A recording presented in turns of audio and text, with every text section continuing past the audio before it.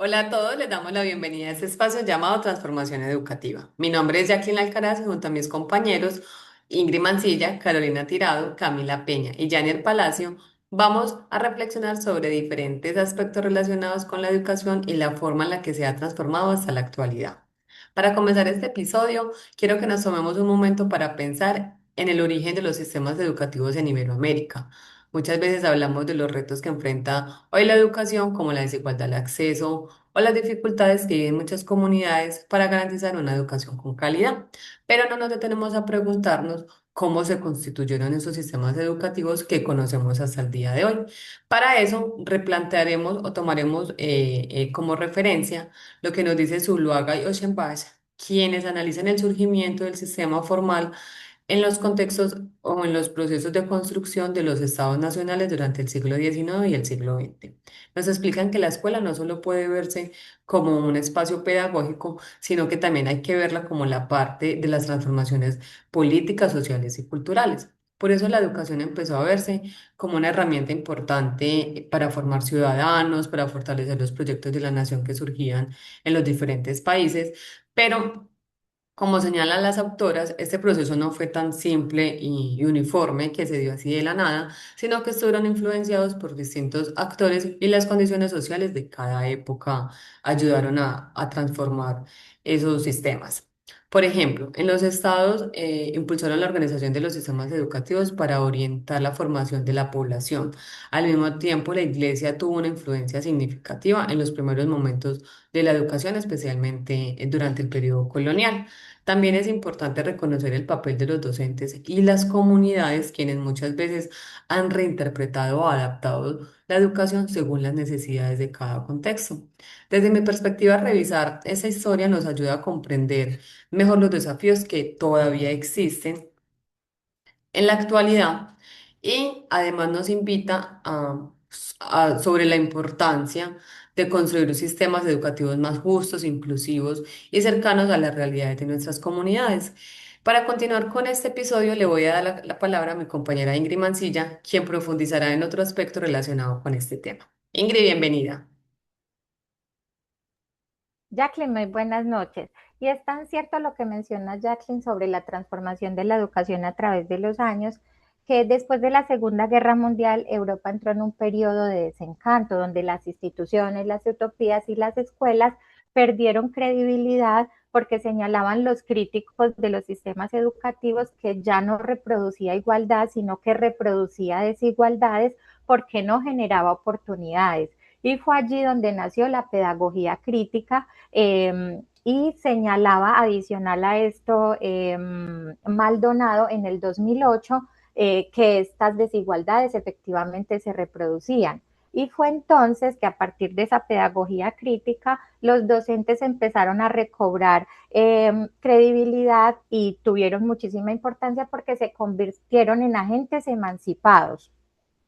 Recordemos entonces que en América Latina hoy en día nos enfrentamos a lo que se llama colonialidad del saber, donde muchos textos todavía se encuentran colonizados. Como dice García, o nos decía en el 2007, que hay muy pocos textos que hoy en día han intentado tener una perspectiva más latinoamericana, incluyendo ese saber local y haciendo que esos textos sean más descolonizados.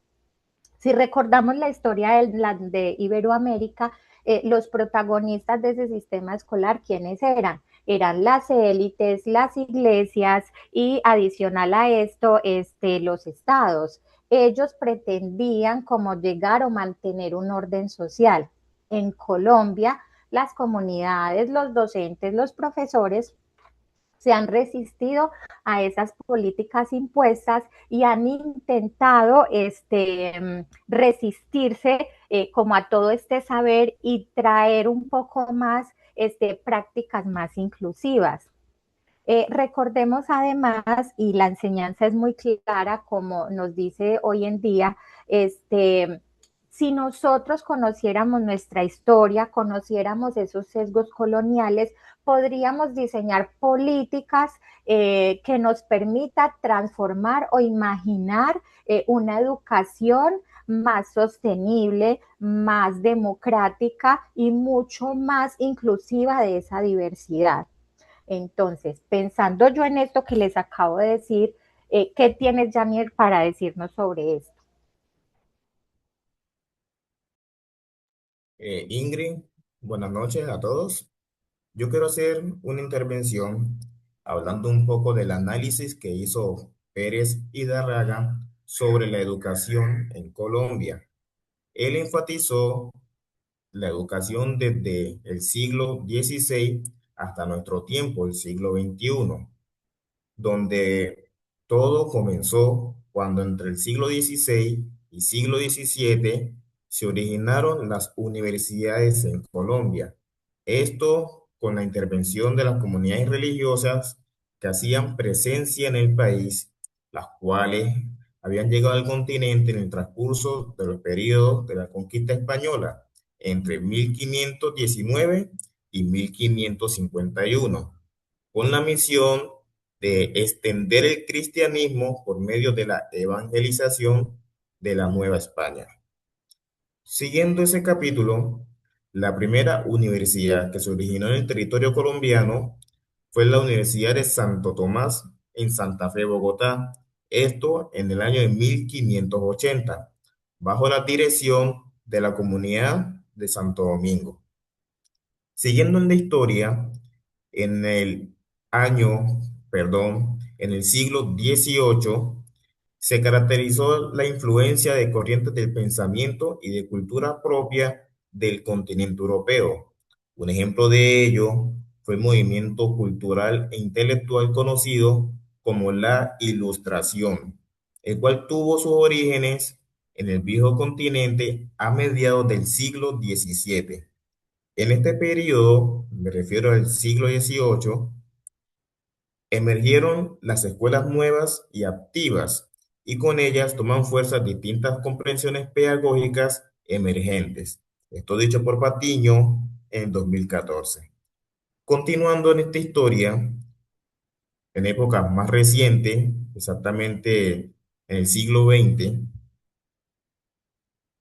se marca la Constitución Política de 1991, la cual establece en su artículo número 2 que la educación es un bien público y un derecho personal y social que han de ser garantizados por el Estado.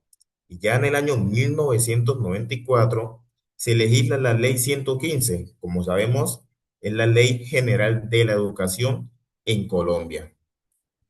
Para terminar este recorrido en la historia de la educación en Colombia, mencionamos que la integración de organismos internacionales ayudó a difundir discursos, diagnósticos e intervenciones a escala global, pero que también a niveles más locales. Estos organismos han sido la principal fuente de creación, difusión y legitimación de modelos educativos a nivel mundial, tanto en relación con su estructura de la educación como en el campo del currículum.